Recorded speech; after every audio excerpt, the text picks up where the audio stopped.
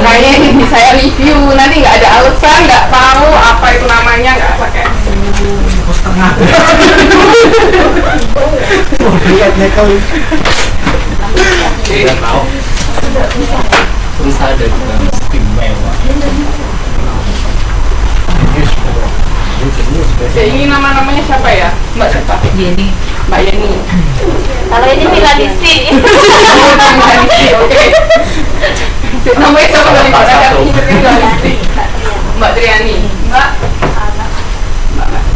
Mas. Fendi.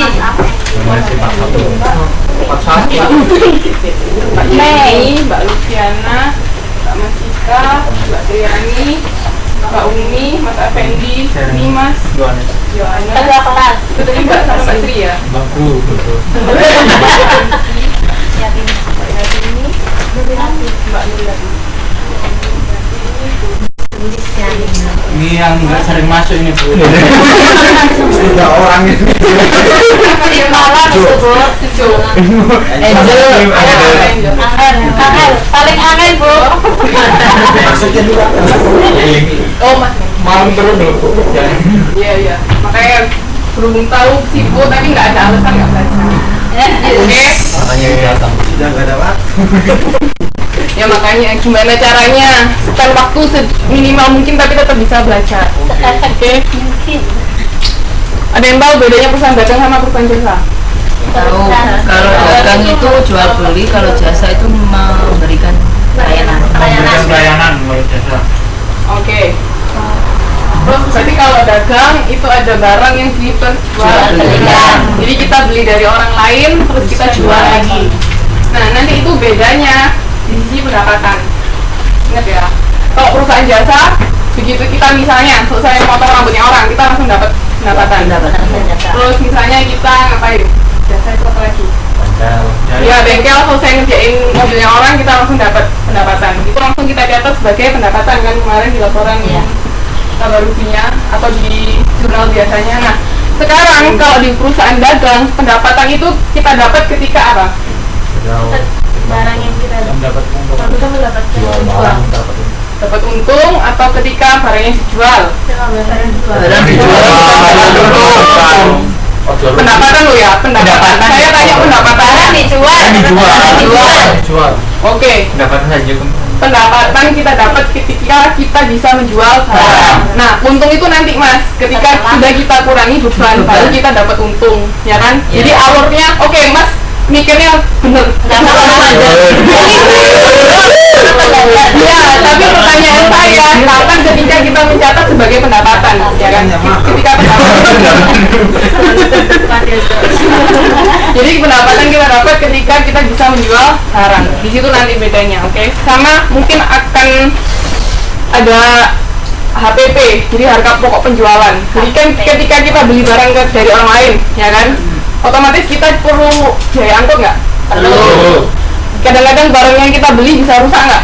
Bisa. Nah, itu nanti ada komponen-komponen itu yang mengurangi menambah atau mengurangi harga pokok penjualan. Jadi kan nggak mungkin kita, misalnya kita beli barang 10.000 harganya per unit misalnya, terus kita jual 10.000, kita nanti dapat apa? Dapat Bu. Nah ya, supaya nggak dapat capek aja, berarti harus kita hitung komponennya. Nah itu nanti masuk ke harga pokok penjualan. Jadi misalnya harga per barang berapa, terus biaya angkutnya berapa, terus nanti misalnya dikurangi berapa yang barang yang rusak yang kita kembalikan. Nah itu nanti masuk di situ untuk harga pokok penjualannya. Jadi nggak, harga jual itu nggak langsung dari harga yang kita beli, tapi harus kita tambahin sama kurangi itu tadi komponennya. Oke? Nah ini karakteristik sudah ya, macam-macamnya bisa agen toko gini. Nah ini pendapatan sama dengan penjualan barang dagangan. Ingat, pendapatan sama dengan penjualan barang dagangan. Terus ada yang namanya harga pokok penjualan. Nah ini nanti rekening-rekening khusus yang hanya ada di perusahaan dagang, yaitu penjualan, terus retur. Pendapatan sama dengan penjualan barang dagangan. Penjualan barang dagangan. Jadi kita bisa mencatat pendapatan ketika kita sudah bisa menjual barang. Nah ini akun-akun ini cuman ada di perusahaan dagang. Jadi kayak retur retur pembelian atau retur penjualan. Retur itu ya kalau ada yang barang rusak. Barang rusak dituntut itu pembelian barang biasanya. Iya, pembelian. Jadi kalau retur penjualan, retur.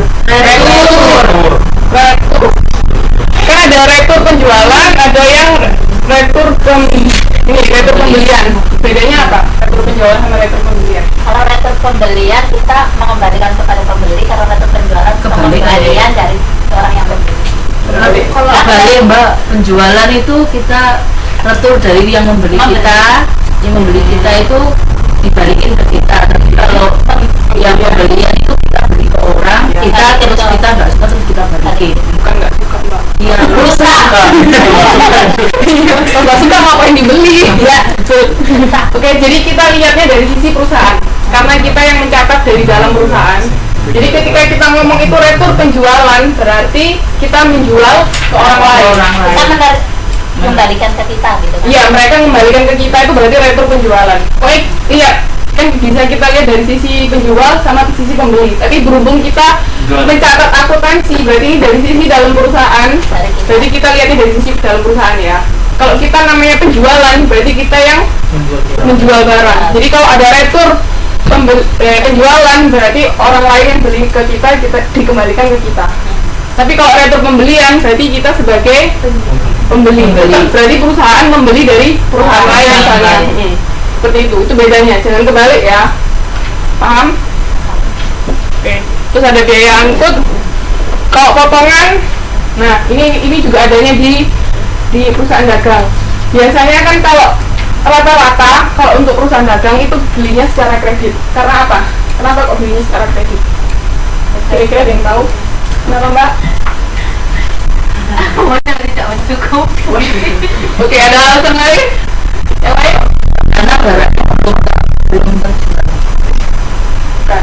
Yang lain? Karena modalnya bisa dipergunakan untuk yang lain Bu. Kalau kredit, jadi kita misalnya modalnya berjuta, kalau kita kan habis kalau kredit kita bisa modalnya bisa kita alokasikan ke yang lain. Oke. Yang lain ada lagi pendapat yang lain? Bisa. Terus juga karena biasanya kalau perusahaan dagang kita kan belinya dalam jumlah banyak. Makanya mereka Memberi stok. bisa mengizinkan kita untuk beli secara kredit. Nah, ketika kita beli secara kredit, otomatis kan ada bunganya biasanya. Ya nggak? Ya. Nah, dan juga ada apanya? Jangka Waktu untuk pembayaran. ya, ada jangka waktu untuk pembayaran. Misalnya 1 bulan. Itu nanti ada syarat kayak N sama dengan apa nanti ada saya itu. Jadi kan ada jangka waktu untuk pembayaran. Nah, kalau kita bisa membayar kurang dari jangka waktu, biasanya kita dapat potongan. Maka itu bisa namanya potongan pembelian atau potongan penjualan. Jadi ketika kita bisa melunasi hutang sebelum jangka waktu itu habis, kita dapat potongan. Nanti ada tulisannya, contohnya sebentar. N sama dengan apa? Nah, di halaman 5.12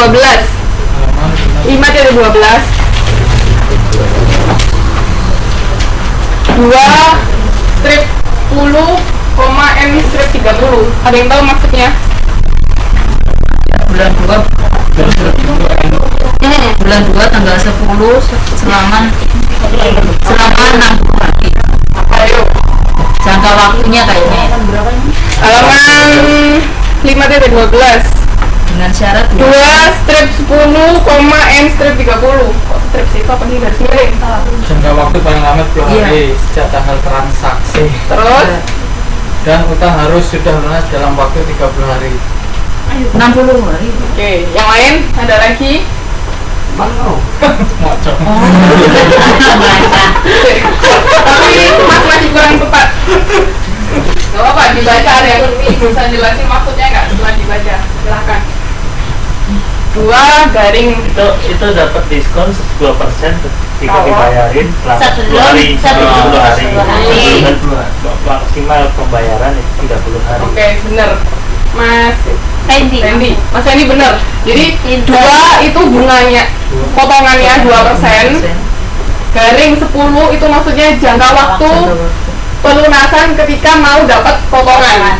Jadi kita bisa dapat potongan kalau kita bisa melunasi kurang dari 10 hari atau paling nggak 10 hari pas hari ke-10 kita